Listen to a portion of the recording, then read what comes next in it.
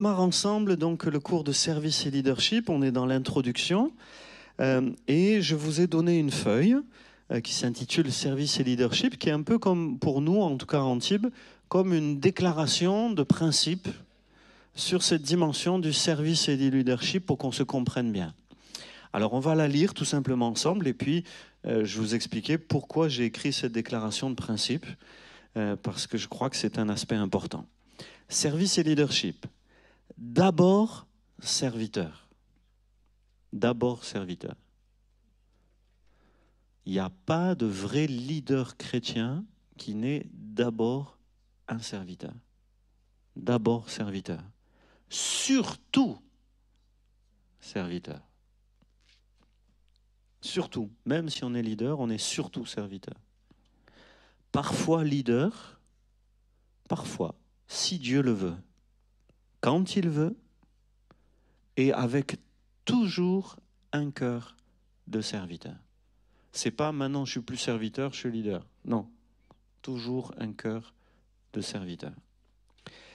Il n'y a pas de bon leader pour Dieu s'il n'est d'abord un bon serviteur de Dieu et des hommes. On a des gens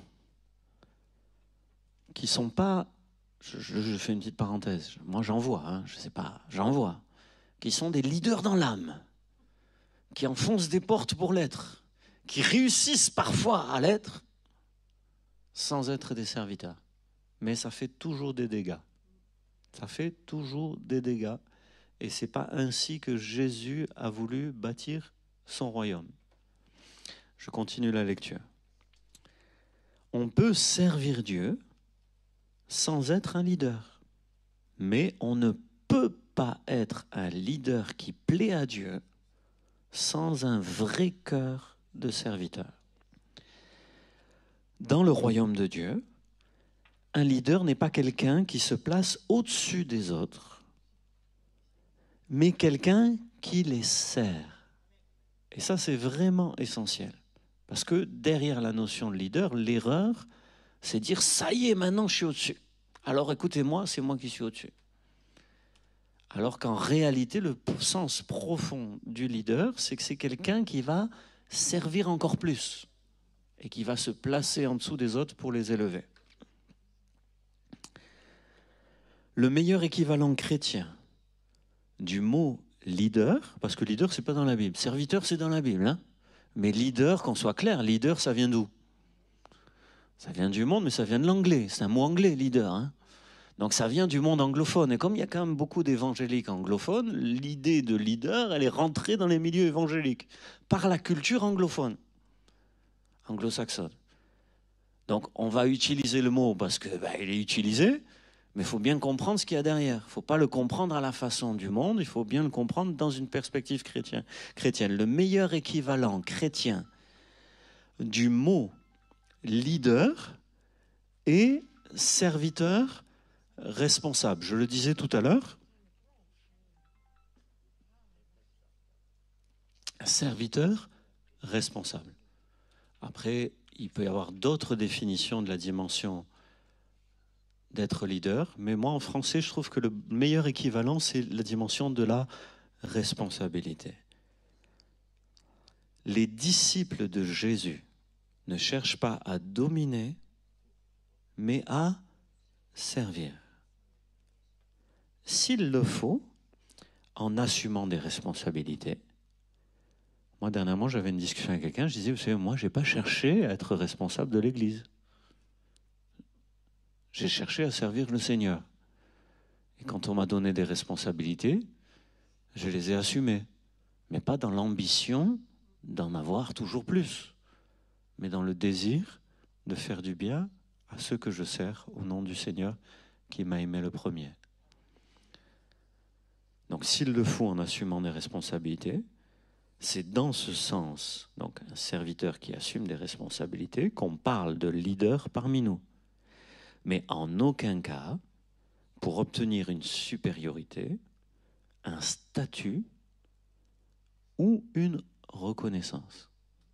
Et là, on est face je souligne ça parce qu'on est face à un problème, c'est la recherche des titres. Ça, c'est quand même typique de l'être humain. L'être humain, il veut un titre. Au travail, moi j'ai travaillé dans une administration, et au travail, j'ai une secrétaire qui vient un jour dans mon bureau, et elle me dit, j'ai appris qu'on pouvait être chef d'équipe. Alors, comme il y a 3 secrétaires, je ne pourrais pas être la chef de l'équipe. Ah, je dis, ben, asseyez-vous, on va en parler. Et j'ai dit, il faudrait qu'on réfléchisse ensemble. Si vous êtes chef d'équipe, qu'est-ce que ça va impliquer? Et puis, on a réfléchi ensemble. Et dans la discussion, j'ai découvert qu'en fait, elle voulait la prime, parce qu'il y avait une prime avec le chef d'équipe.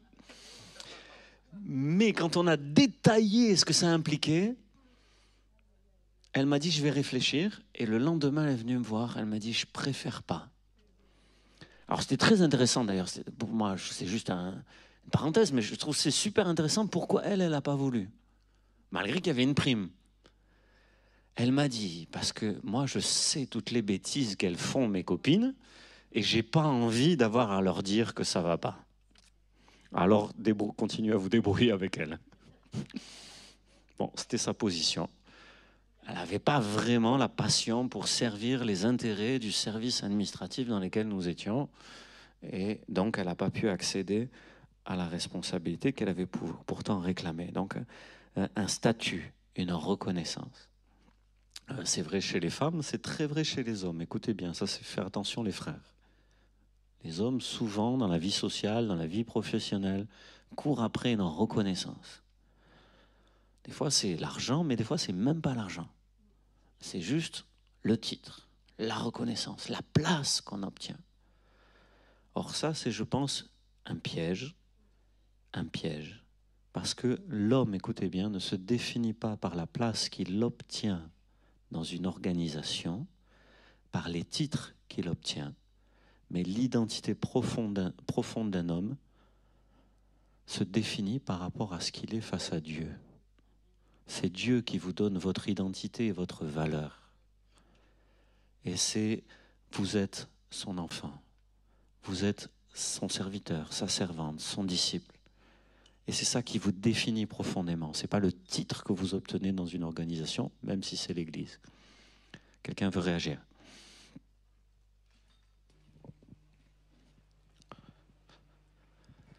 Alors pour réagir à ça,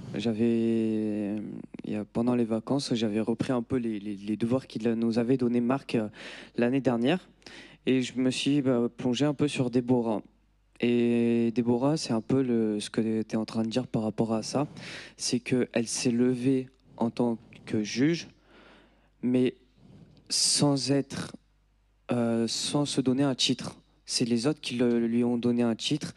Et avant tout, comme il est dit dans la parole, on l'a mis en tant que juge, pas parce qu'elle faisait des actions, mais parce qu'elle avait une paix et elle était concentrée sur Dieu. Donc par rapport à ça, je voulais rebondir là-dessus, par rapport à l'histoire de Déborah, parce que c'est un exemple pour les femmes et pour les hommes de leader. C'est vraiment un très bel exemple de leader de Déborah. Amen. Amen. Et je crois qu'il y a un principe essentiel, ça me permet de l'expliquer, je te remercie beaucoup. Il peut y avoir 2 méthodes, au fond, entre la responsabilité et le titre. Il peut y avoir 2 approches. Et moi, je ne dis pas qu'il y en a une qui est bonne et une qui est absolument mauvaise. Mais il y en a une que je préfère. L'approche que j'ai déjà vue, moi, dans ma vie, c'est « donne-moi le titre et après, je ferai ». Moi, je ne dis pas qu'elle est absolument mauvaise, mais ce n'est pas la meilleure pour moi. Pour moi, la meilleure, c'est on fait, et puis on a tellement fait, on a tellement bien fait, qu'à un moment donné, on reconnaît la qualité de ce qu'on a fait. Les autres disent que tu es juge, mais tu n'as pas obtenu la place de juge pour être juge. Tu l'as fait, et les autres reconnaissent ce que tu as fait. Ce processus me semble plus juste.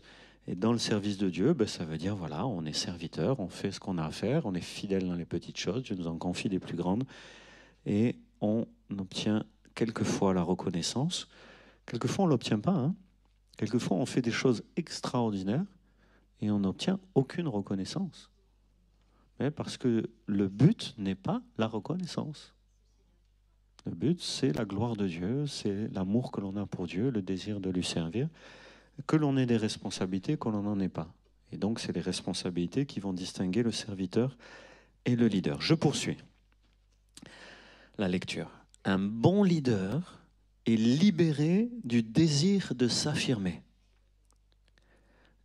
Ça, c'est très important. En fait, on a tous un moment ou un autre, c'est dans notre construction, dans la jeunesse surtout, des désirs de s'affirmer. Mais je pense qu'il faut être libéré de ces désirs. Et ça, c'est spirituel, c'est l'action du Saint-Esprit, c'est le travail de Dieu en nous. On fait des choses pour Dieu et peut-être ce désir de s'affirmer là, peut prendre une place à un moment donné. Mais Dieu sait travailler avec nous.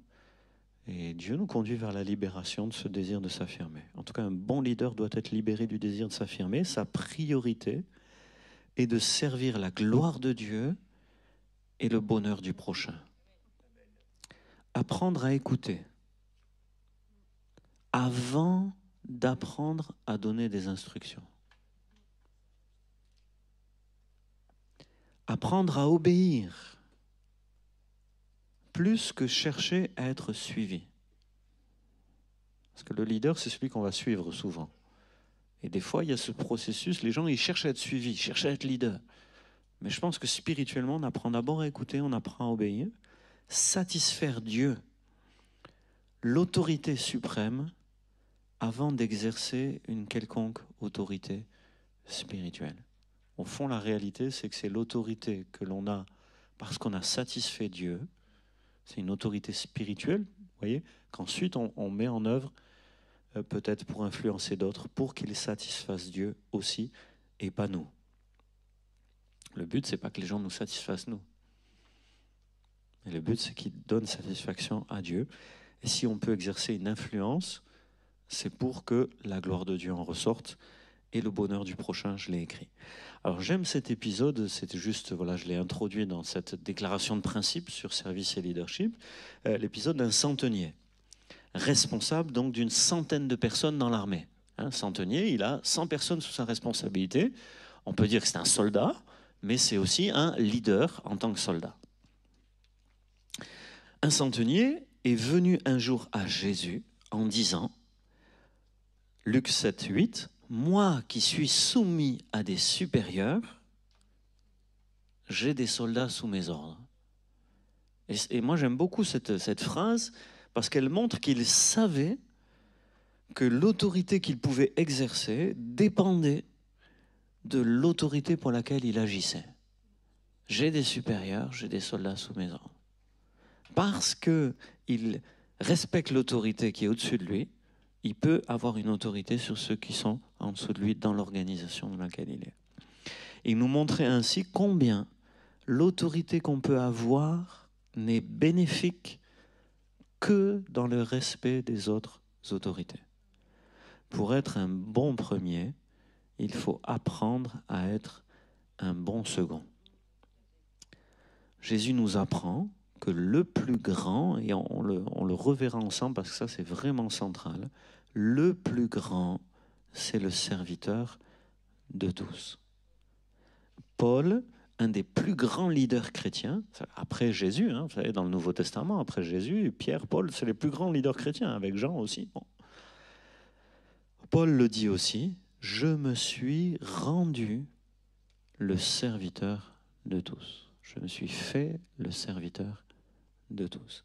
Grand leader, grand charisme, grande influence. Il s'est fait le serviteur de tous, c'est écrit dans 1 Corinthiens 9, 19. La bonne attitude consiste souvent à s'abaisser et à laisser Dieu nous élever là où il veut nous utiliser. Amen. Alors j'aimerais pas lire tous les textes qui sont cités là, mais j'aimerais qu'on lise dans Proverbes, chapitre 29, les textes qui sont cités ici, au moins celui-ci et le suivant, Proverbes 29, 23.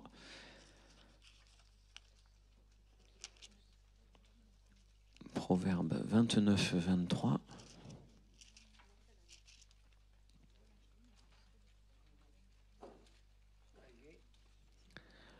Alors Est-ce que quelqu'un a une traduction second, classique?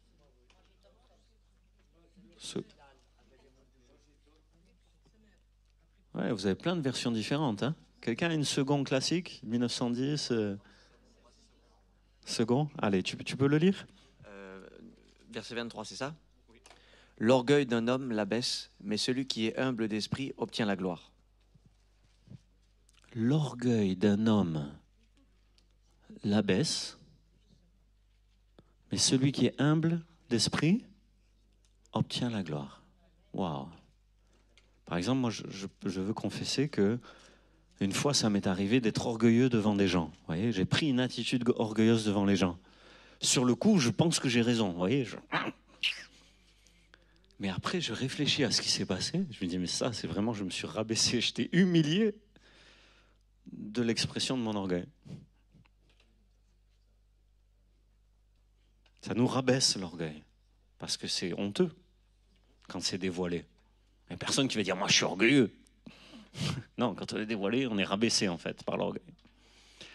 Et ce que je trouvais intéressant, c'était le complément, moi dans la version Nouvelle Bible Second, l'esprit humble se saisit de la gloire.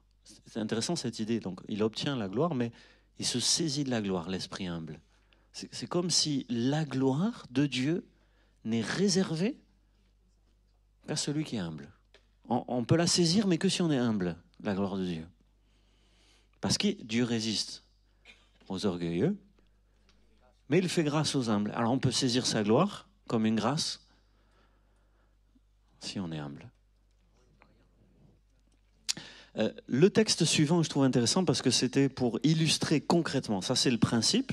Maintenant, c'est l'exemple dans la vie de Moïse. Si je me souviens bien, c'est Moïse, Nombre chapitre 14, versets 1 à 5. Nombre 14, 1 à 5.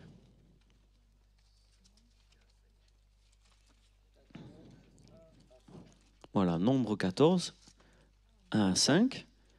Alors, comme ça, vous pouvez le regarder, mais pour pas le lire, mais vous le lisez en même temps, je vous l'explique juste comme ça. Il y a un problème. Le peuple a un problème. Vous avez remarqué que dans le désert, hein, Bruno va nous ramener dans le désert dans le cours sur le Lévitique, mais dans le désert, ils ont un problème. C'est dur le désert. Hein. Donc en général, l'attitude du peuple dans le désert, c'est les murmures. Ils murmurent, les murmures. Vous connaissez les murmures? Vous en avez entendu des murmures? Vous avez murmuré vous-même? Vous savez ce que c'est. Voilà, le peuple murmure. Alors c'est très dur, les murmures, pour un leader.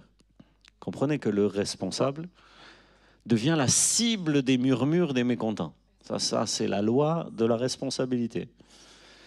La secrétaire, elle aurait bien voulu être responsable pour l'argent que ça lui apportait, mais être la cible de ses copines, elle s'est dit finalement, bon, j'espère que vous accepterez quelque part dans la vie, parce que pour Dieu, des fois, il faut accepter d'être la cible des murmures des autres, juste pour servir Dieu. Tu fais rien, tu as de problème avec personne. Tu fais quelque chose, tu as des gens qui sont pas contents. Mais qu'est-ce que tu vas faire? Tu vas rien faire pour ta tranquillité, ou tu vas faire quelque chose parce que tu aimes Dieu et que tu veux le glorifier?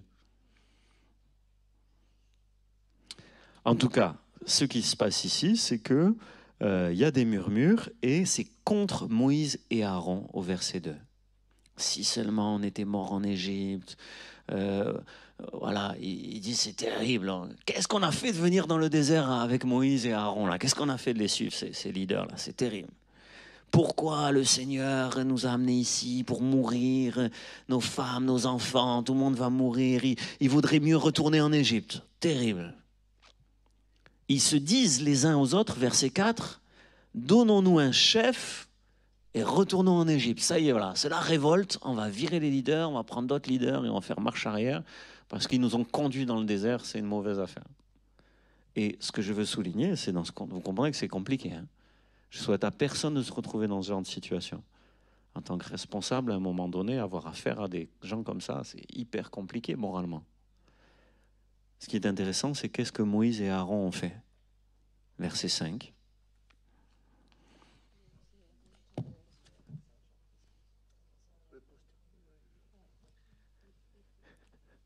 C'est intéressant.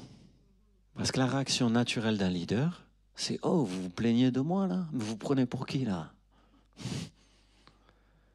La réaction, quand on t'attaque, c'est de te défendre. Mais Moïse et Aaron ne sont pas dans la contre-attaque. Ils se prosternent devant Dieu. Ils se prosternent même devant le peuple. Ils s'abaissent. Alors, dans ce monde, on demande des leaders qui s'imposent. Et les logiques du monde professionnel, de la vie de famille habituelle, les logiques humaines les plus habituelles, le leader s'impose. Ici, on a des vrais leaders. Moïse, Aaron, c'est des vrais leaders. Ils ne s'imposent pas, ils s'abaissent. Et Dieu les défend.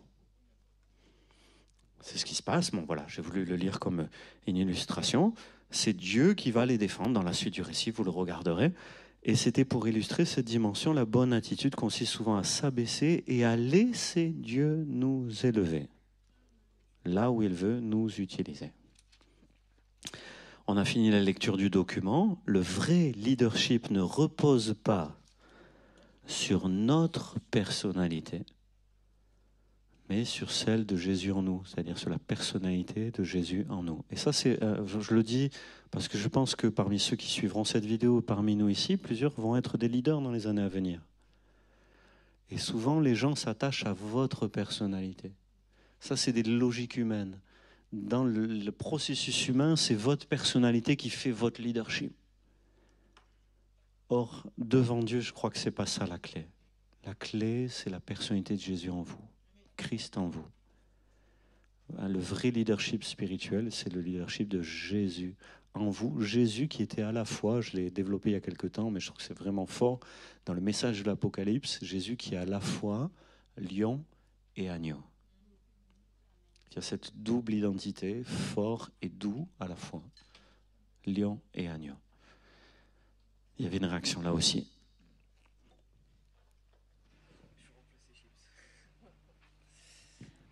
Est-ce qu'on pourrait relier tout ça avec le texte de 2 Corinthiens 12, verset 10? Allez, tu nous le lis. Alors, donc, la version Louis II, c'est pourquoi je me plais dans les faiblesses, dans les outrages, dans les calamités, dans les persécutions, dans les détresses pour Christ, car quand je suis faible, c'est alors que je suis fort. Parce que quand il est écrit « quand je suis faible, c'est alors que je suis fort », comme tu l'as montré tout à l'heure, quand tu te prosternes, c'est là où tu es le plus faible humainement, mais c'est là en même temps que tu es le plus fort spirituellement. Donc un leader, est-ce que c'est aussi ça qu'un leader doit montrer la direction spirituelle que l'équipe doit prendre pour qu'ils suivent? Amen. Amen. En tout cas, le leader, il n'est pas dans la défense de sa propre position. Il sait que Dieu lui a donné, que Dieu peut lui reprendre, et il se confie en Dieu pour défendre sa position. En acceptant les contestations, les murmures, les abaissements que ça peut impliquer, se confiant en Dieu. Comme il a fait le Seigneur, ou là ici Moïse et Aaron nous ont donné l'exemple. Alors maintenant qu'on a lu ce document qui est une déclaration de principe qui me semblait fondamentale pour introduire, c'était une introduction à l'introduction, je suis désolé, mais au moins on a posé des bonnes bases et je pense que c'était important pour bien se comprendre. J'aimerais dire que dans la suite, on va beaucoup parler du serviteur, parce que, comme on vient de le dire ici, il n'y a pas de leader qui ne soit pas d'abord un serviteur. Et le plus important, ça va être d'être un serviteur et ensuite d'accepter des responsabilités. D'accord ? Un serviteur qui accepte des responsabilités devient un leader, mais ce qui est important, c'est qu'il soit serviteur et puis qu'il assume les responsabilités qu'il peut assumer selon l'appel et la grâce de Dieu.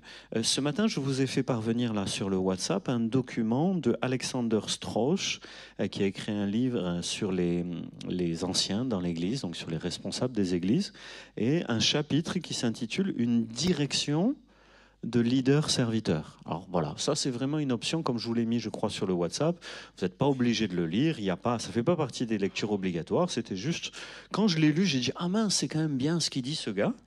Et je me dis, tiens, c'est pas mal que ceux qui ont le temps de lire et qui ont envie de lire puissent le lire. Je vous fais un résumé de son argumentaire, peut-être je vous en lirai des extraits.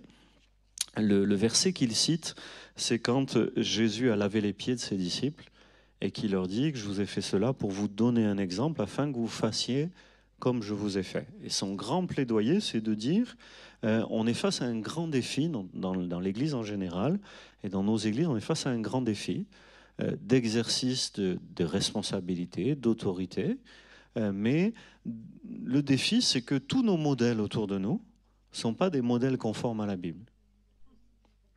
On vit dans un monde déchu où les gens ont tendance à abuser de leur autorité, à utiliser les responsabilités qu'ils ont pour se placer au-dessus des autres et non pas pour les servir, et donc à dévoyer l'exercice de l'autorité. Et c'est un gros challenge que dans l'Église, on puisse intérioriser ces principes d'être un serviteur avant d'être un leader. On rejoint des choses qu'on a dit là. Alors par exemple, un extrait de ce qu'il écrit que j'ai trouvé intéressant de vous lire. Bien sûr, donc il parle de son équipe de leaders dans son église où il est. Et il dit que dans son équipe de leaders, bien sûr, il nous arrive d'être en désaccord. Être chrétien et serviteur, ça ne veut pas dire qu'on n'a pas de désaccord. Il va plus loin et il dit, il nous arrive de nous disputer. Dans la Bible, Paul et Barnabas se sont disputés, par exemple. Paul et Pierre se sont disputés. Oui, oui. Ou Paul a un peu disputé Pierre. Oui, oui. Ça peut arriver. De nous irriter même. Parce que quand on se dispute, c'est irritant. Et même si on est serviteur, on peut être irrité. Parce qu'on considère que la circonstance ou l'attitude de l'autre ne convient pas. Et parfois même de penser du mal les uns des autres. Parce qu'on désapprouve l'attitude ou les paroles de l'autre. Si nous étions livrés à nos propres forces, nous ferions voler en éclats l'équipe d'anciens en peu de temps. Mais les principes mis en avant par le Christ, à savoir la patience, le pardon, l'humilité, l'unité et l'amour les uns envers les autres, finissent par dicter nos attitudes et notre comportement. Alors, on n'y arrive pas toujours, mais la grâce de Dieu, c'est que par nos propres forces, on n'y arriverait pas. Mais par la grâce de Dieu, ces principes et le travail entre le travail du Saint-Esprit et le travail de la parole de Dieu, qui nous apprend ces principes, on finit par réussir, voilà, le pardon, l'humilité, on reconnaît nos torts, etc. Lorsque nous n'agissons pas les uns envers les autres comme des disciples de Christ, nous nous repentons. Nous confessons notre péché et nous repartons à zéro. Le collège des anciens ne peut fonctionner si les anciens ne comprennent pas la nécessité d'un attachement total aux principes énoncés par Christ quant à l'amour qui se sacrifie et à l'humilité dans le service. Bon, je trouvais que la citation était pas mal. Je trouvais qu'il y avait quelque chose, et puis c'était assez honnête de sa part de reconnaître que même parmi les responsables de son Église, il y a ce genre de tension, et de dire à quel point les principes qu'on évoque ici, après, dans la pratique, il faut les pratiquer. Il faut les pratiquer. Sur la page suivante, par exemple, une autre citation un peu plus courte, il dit « L'Église a été infiltrée par des idéaux franchement contraires à l'Évangile. Notamment la conception et l'usage du pouvoir qui contrastent fortement avec la vie et l'enseignement de Jésus. » Donc, il parle des qualités de Jésus, doux et humble de cœur. Il cite un homme, là, j'ai juste souligné des petites choses que je vous cite, que je trouve intéressant. Un homme qui s'appelle Colson, je crois, qui était le conseiller d'un président de la République aux États-Unis. Voilà, conseiller spécial d'un président américain. Et cet homme a écrit ceci, hein, il a parlé aux responsables chrétiens à un moment donné, il leur a dit ceci. « Le pouvoir est comme l'eau salée. » L'eau salée. Plus on en boit, plus on a soif. La séduction du pouvoir peut éloigner le chrétien le plus résolu de la vraie nature du leadership, qui se définit comme le service d'autrui. il est difficile de se tenir sur un piédestal, sur une estrade on pourrait dire, et de laver les pieds de ceux qui sont en bas. Bon, c'est intéressant, un conseiller du président de la République, il a assumé des responsabilités, mais il a compris des choses qui étaient intéressantes. John Stott, alors je ne sais pas si vous savez qui est John Stott. John Stott a été l'aumônier de la reine d'Angleterre pendant des années. Et je crois que dans les histoires, il y a des films sur comment dire, The Crown, je ne sais plus comme ça, la reine d'Angleterre. Vous voyez, à un moment donné, vous avez un gars qui s'appelle John Stott, c'est son aumônier. Voilà, hein, c'est un homme qui est un évangélique né de nouveau et qui a écrit plein de livres, vraiment un homme de Dieu. Il est décédé aujourd'hui, hein, ce n'est pas l'actuel, mais c'était le précédent. Et il a écrit ceci. Donc cet auteur cite: le monde et l'Église sont hélas remplis de Jacques et de Jean Jacques et Jean, ils voulaient être assis à droite et à gauche de Jésus. Hein. Ils ont même envoyé leur mère à un moment donné. Ils ont dit: maman, Jésus t'aime bien, tu veux pas y aller là? C'est écrit dans les évangiles, ça. Hein, c'est écrit dans les évangiles. Et la maman qui était proche, vous voyez, elle savait que Jésus l'aimait, la maman, là. Elle était trop... Je me trompe pas, c'est Salomé, mais je suis plus sûr sur le nom. Elle va voir Jésus. Elle lui dit: Jésus, j'ai un truc à te demander. On s'aime bien, franchement. C'est comme si vous voulez voir, tiens, fais-moi plaisir, s'il te plaît. Vous voyez, les mamans, vous imaginez la femme juive du Moyen-Orient? Vous voyez la femme juive du Moyen-Orient? Allez, Jésus, fais-moi plaisir. Hein? Fais que dans ton royaume, moi, mes deux fils, là, il y en a un assis à ta droite, l'autre assis à ta gauche. Voyez, voilà. Ce qui comptait, c'était la place qu'ils obtiennent. Voyez, des Jacques et des Jean. Bon, voilà. Malheureusement, il y a beaucoup de Jacques et Jean, d'arrivistes, d'individus assoiffés d'honneur et de prestige, de personnes qui mesurent la vie à leur réussite, qui rêvent éternellement de succès. Ils jouent des coudes dans leur désir de satisfaire leurs ambitions. Bon, je m'arrête sur la citation. Je ne sais pas si vous connaissez ces textes. Matthieu chapitre 23, Jésus dit: ne vous faites pas appeler Rabbi. Rabbi, ça veut dire car un seul est votre maître. Et or, c'est intéressant, nous on entend: ah mince, il ne faut pas appeler maître, ok. Mais à l'époque, tous les enseignants juifs, tous, on les appelait Rabbi. Aujourd'hui encore, on les appelle... Eh oui, c'est le nom usuel. Quand Jésus le dit, vous comprenez? C'est le maître. Et Jésus dit: non, chez vous, il n'y a pas de maître là. Il n'y en a pas chez vous. Vous, là, dans le royaume de Dieu, vous êtes dans une autre sphère. Il n'y a pas de maître là, ici. Il y a des gens qui prennent des responsabilités, mais ça ne devient pas des maîtres. Le plus grand sera votre serviteur. Quiconque s'abaisse sera élevé, vous connaissez. Les chefs religieux de l'époque, c'est un détail intéressant, je trouve que c'est intéressant de le souligner aussi, se tenaient à l'écart des gens. Quand on était un chef religieux, on était à l'écart des gens. On n'était pas au milieu des gens. On se tenait à l'écart. Ils revendiquaient des titres, ils avaient une tenue spéciale. Dans toutes les religions, on donne une tenue spéciale à celui qui est au-dessus des autres. Vous voyez, ça c'est très typique. Ils aimaient le ministère public très en vue. Ils appréciaient d'être vus et célèbres.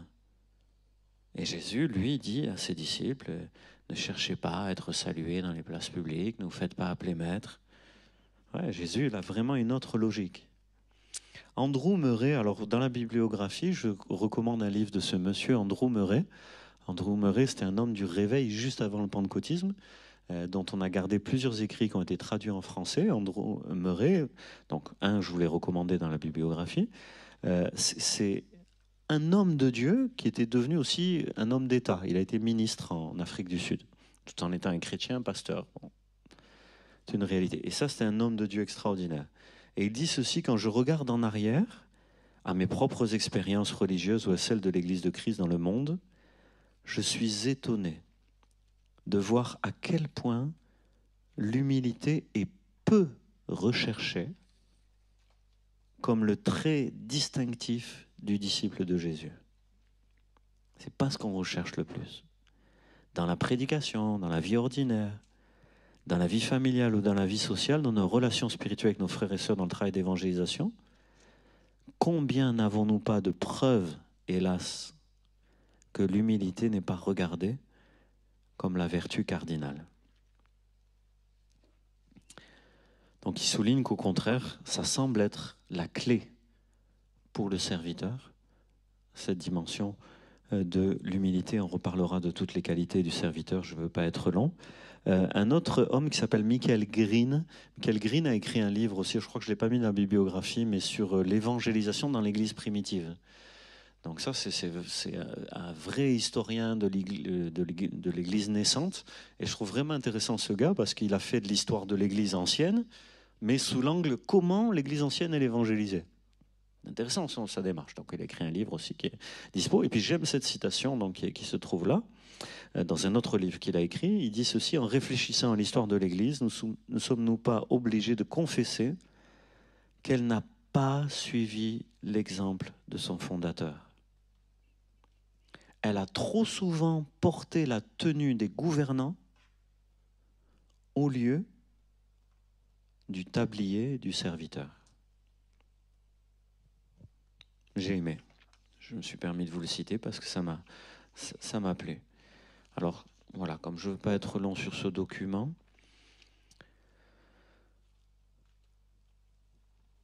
j'aimerais qu'on lise ensemble un texte. Allez, dans 2 Corinthiens. Vous lirez le document hein, si vous paraît intéressant. Voilà, j'ai essayé de vous en donner un peu le goût et voilà, vous avez compris l'état d'esprit et l'introduction que je voulais faire aujourd'hui. Mais j'aimerais qu'on lise dans 2 Corinthiens, chapitre 1er, verset 24. Donc là, c'est plutôt, voilà, on va regarder un texte, essayer de l'analyser.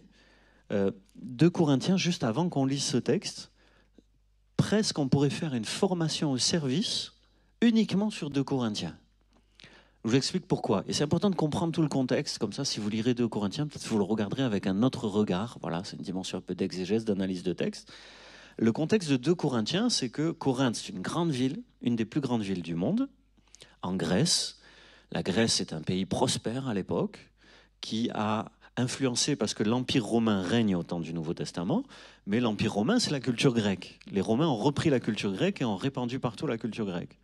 Donc la culture des Corinthiens, c'est la culture qui domine dans le monde entier par l'influence des Romains. Ok ? À Corinthe, c'est une ville multiculturelle, avec toutes sortes. Donc il y a des gens du Moyen-Orient, des gens d'Occident, il y a des gens de partout, toutes les cultures, toutes les religions s'y retrouvent. Il y a 2 grands ports, c'est très prospère, très riche. Il y a plein de synagogues différentes, donc il y a des juifs partout. Et Paul arrive là, il n'y a rien. Il prêche l'évangile, il y a des prodiges, des miracles, des conversions, il y a des persécutions. Il est passé au tribunal, Paul. Paul, il a eu à passer au tribunal. Finalement, il est sorti indemne du tribunal, il a pu continuer à travailler et fonder une église à Corinthe.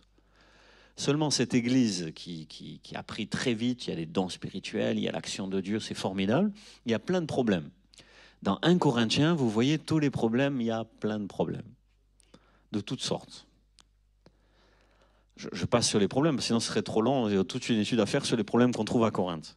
C'est pas parce que Paul est le fondateur, c'est pas parce qu'ils ont été bien enseignés qu'il n'y a pas de problème, quoi. Ouais, les problèmes, ils viennent du contexte, ils viennent du cœur humain. Et même qui sont convertis, remplis du Saint-Esprit, il y a des problèmes, même si Paul les a bien enseignés. Bon, il y a des problèmes. Paul, il écrit la première lettre aux Corinthiens, il montre ses problèmes, il donne des solutions. Entre 1 Corinthiens et 2 Corinthiens, c'est en plus de tous les problèmes qui germaient déjà, il y a un front anti-apôtre Paul. C'est un truc de fou à Corinthe. Il a fondé l'église. Et vous comprenez, il n'y avait rien. Il est arrivé, il a fondé l'église. Et puis il a continué sa mission. Et à l'intérieur de l'église, il y a des gens qui prennent des postes de responsabilité, d'influence dans l'église, qui critiquent Paul et qui disent « mais ce n'est pas un vrai apôtre ». Et qui sont contre lui. D'accord ?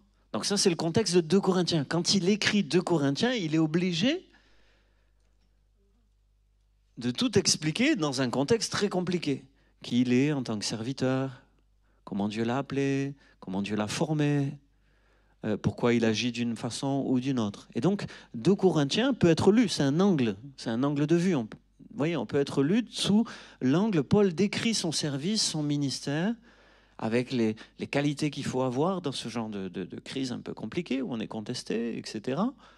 Il décrit les qualités du serviteur et du leader en situation de crise, dans un contexte que je viens d'écrire. Et donc on pourrait vraiment étudier toute la 2 Corinthiens sous l'angle du service, c'est d'une richesse extraordinaire. Mais ici, nous lisons le dernier verset du chapitre 1, et voilà, on va peut-être finir avec ça, ou des petites choses, on va finir, voilà. Hein. 1, 24, quelqu'un veut le lire ? Ce n'est pas que nous voulons dominer sur votre foi, mais plutôt que nous contribuons à votre joie, car vous êtes ferme dans la foi. Amen. Nous ne voulons pas dominer sur votre foi, mais nous voulons contribuer à votre joie. Waouh! Waouh! En fait, il y a des gens qui arrivent dans l'église et qui sont en train de dominer sur leur foi. Et qui, pour mieux dominer sur eux, veulent écarter l'apôtre Paul, parce que Paul, il y a trop d'influence. Donc, en l'écartant, ils espèrent pouvoir dominer sur leur foi. Mais il dit, mais non, moi, je suis un serviteur de Dieu. Ce que je vous écris, c'est pas que je veux dominer sur votre foi.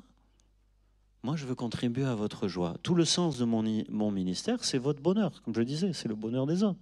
C'est pas pour... vous voyez, j'ai pas de place à défendre. Et c'est fou, parce qu'en même temps, il doit se défendre dans un contexte complètement injuste vis-à-vis de lui. Et en même temps, il doit dire, mais moi, au fond, c'est pas... Peu importe. C'est pas moi ce qui compte, c'est votre joie, c'est votre édification, c'est votre bonheur, c'est votre marche avec Dieu. Seulement, il y a des gens qui, comment dire, qui vous entraînent un peu dans autre chose. Au chapitre 4 et au verset 5, pour rester sur 2 Corinthiens, chapitre 4 et verset 5, si quelqu'un veut le lire. Quelqu'un lève la main, je lui apporte le micro. Veut le lire, 2 Corinthiens 4, 5. Allez, il y a un volontaire. Vas-y. Nous ne nous prêchons pas nous-mêmes, mais c'est Jésus-Christ le Seigneur que nous prêchons, et nous nous disons vos serviteurs à cause de Jésus. Amen. Amen. Nous ne nous prêchons pas nous-mêmes, mais on est vos serviteurs à cause de Jésus. Et donc, voilà, je n'avais pas le temps de voir tout 2 Corinthiens, mais je vous ai montré 2 versets comme ça, et puis on va juste finir en priant. Mais vous comprenez, tout le truc de Paul, c'est dire, il faut bien que je vous écrive, c'est l'église que j'ai fondée, j'ai encore des choses à vous apporter. Là, ça ne va pas, les orientations que vous prenez, je vous reprends. Mais moi, ce n'est pas pour me prêcher moi-même. Moi, c'est Christ que je prêche, c'est lui qui compte. Voilà, c'est lui qui compte dans votre vie. Et je trouve que c'était une bonne approche du leadership, conforme à tout ce qu'on a dit jusque-là. C'est pour ça que ce document, où il y avait encore d'autres choses à retirer éventuellement, mais vous le lirez si vous êtes intéressé. Je le confie juste à votre méditation, une direction de leader serviteur. Est-ce que vous voulez dire quelque chose sur ce qu'on a partagé ? Oui. Il y avait le passage là, juste avant, par rapport, nous ne voulons pas dominer sur votre foi, mais Contribuer à votre voilà. foi.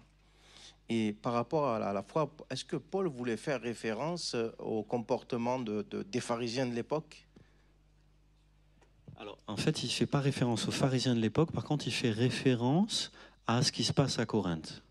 Les pharisiens, c'est au Moyen-Orient, donc à Jérusalem, en Galilée, etc. Ici, Corinthe, c'est l'Europe, c'est la Grèce, on est en Europe. Donc, ce n'est pas les pharisiens. À Corinthe, le problème, ce n'est pas des pharisiens, mais c'est intéressant parce qu'on n'est pas en milieu juif, on est en milieu grec, mais on a les mêmes comportements, humainement. Humainement, c'est les mêmes comportements.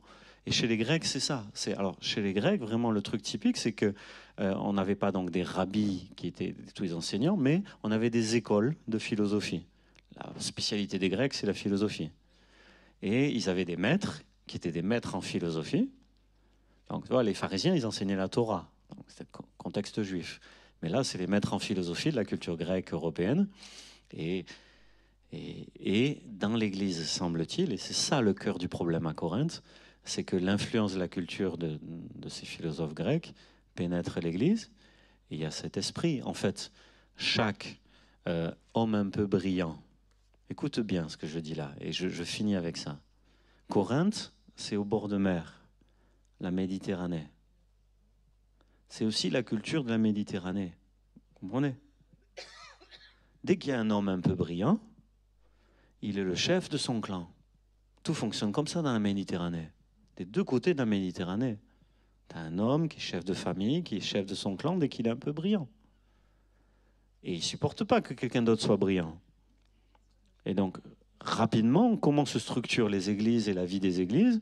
Chacun crée son propre groupe, avec sa propre référence, pour être lui le chef de son petit groupe. Ça, c'est méditerranéen. D'accord? Bon, 2000 ans après, ça n'a pas disparu. Hein, mais ça reste un grand challenge de l'Église. Avoir des gens qui sont brillants, qui sont des chefs de leur famille, mais qui sont tous ensemble, unis dans l'Église. Pas, alors à Corinthe, par exemple, un disait, moi je suis de Paul, moi je suis d'Apollos, moi je suis de Céphas, et moi je suis de personne, je suis de Jésus, et je suis à part des autres. Hein. C'était ça qui se passait à Corinthe. Et là, il y a cette dimension, donc ce n'est pas des pharisiens, c'est d'autres catégories, mais c'est la même logique humaine, d'être chef d'un petit groupe. Et on ne rend des comptes à personne, on est son propre chef. Dans l'Église aujourd'hui, allez, je vais être cash et dire, dans l'Église aujourd'hui, moi je trouve ça formidable la possibilité d'être chef d'entreprise, auto-entrepreneur. Moi je trouve ça formidable en France, on n'est pas que des employés, des salariés, il y a des chefs d'entreprise, auto-entrepreneurs, je trouve ça très bien. Sur le plan économique, il n'y a pas de problème. Mais quelquefois, on cultive quoi? Un état d'esprit. Moi, personne ne me commande. C'est moi mon propre chef. Je fais ce que je veux. Et puis on arrive dans l'église, on est chrétien. Et on a l'esprit de Jésus. On a les enseignements de la Bible. Mais si le renouvellement n'est pas profond, on peut véhiculer dans notre service, dans l'église, dans notre attitude, des principes un peu comme ça, d'indépendance, et qui créent des clans, des divisions et des querelles. Alors, comme on a fini, on se lève ensemble, si vous êtes d'accord, on va prier sur ce qu'on a dit. Je pense que c'est bien de mettre ça en prière et de finir. On a respecté le timing, abordé des questions très importantes d'introduction. On ira plus loin la semaine prochaine, 9h30 la semaine prochaine. Hein, mais on pourrait fermer nos yeux. Et le but, vous savez, c'est pas de parler des autres. Le but, c'est de parler de nous-mêmes. Et une chose que moi j'ai remarqué, alors qu'on ferme nos yeux, on va prier, une chose que j'ai remarqué, c'est que des fois, il y a des gens, ils sont formidables, ils ont l'air très gentils tant qu'ils font rien. Puis dès qu'ils font quelque chose, là, tout à coup, ils veulent dominer sur les autres, ils veulent prendre une place. Au fond, c'est pas les autres, c'est nous, chacun. Et toi, frère, sœur, où en est ton cœur? Et peut-être qu'on pourrait dire, Seigneur, je veux un cœur de serviteur. Parce que, entendez bien, et je finis avec ça, l'état de notre cœur, c'est pas définitif. Un jour, on peut avoir eu un super cœur et quelques jours après, moins de communion avec Dieu, moins de consécration, et les mauvais côtés de notre cœur remontent. C'est pas facile le cœur, c'est dur à dompter son cœur. Mais avec la grâce de Dieu, c'est possible. Et ensemble, nous disons, Seigneur, on veut un cœur selon ton cœur. On veut un cœur de serviteur. Au nom de Jésus. Amen. Dieu vous bénisse.